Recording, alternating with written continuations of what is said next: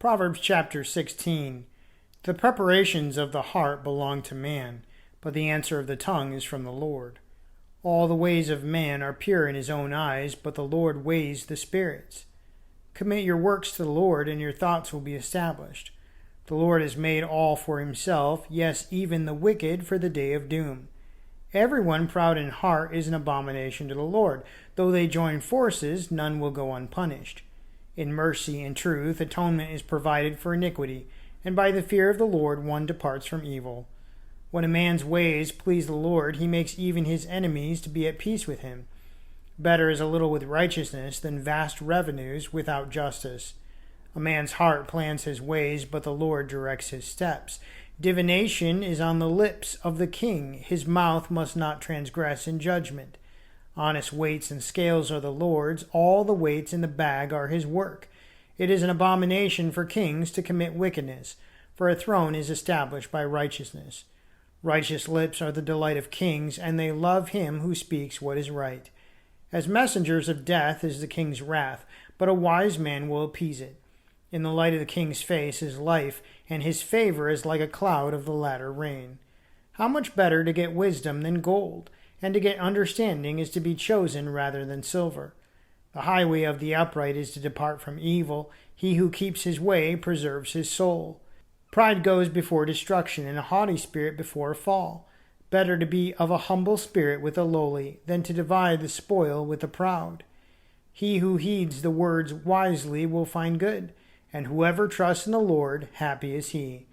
The wise in heart will be called prudent, and sweetness of the lips increases learning.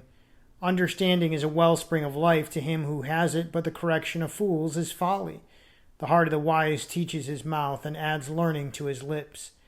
Pleasant words are like a honeycomb, sweetness to the soul and health to the bones. There is a way that seems right to a man, but its end is the way of death. The person who labors for himself, for his hungry mouth drives him on. An ungodly man digs up evil, and it is on his lips like a burning fire. A perverse man sows strife, and a whisperer separates the best of friends. A violent man entices his neighbor and leads him in a way that is not good. He winks his eye to devise perverse things. He purses his lips and brings about evil. The silver-haired head is a crown of glory, if it is found in the way of righteousness. He who is slow to anger is better than the mighty, and he who rules his spirit than he who takes a city.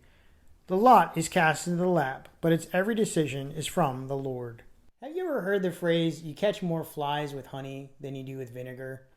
Well, here in verse 24, we see that pleasant words are sweet like honey to the soul and health to the bones.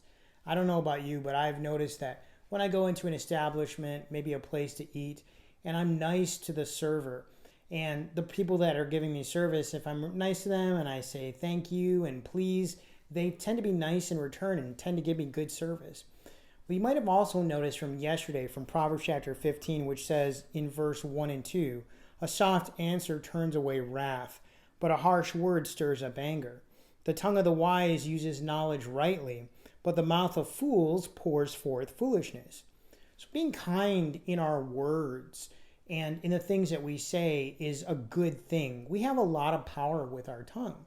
We can either take someone and destroy them through the words that we say, or we can help build them up. We can help make them better with the encouragement that we give.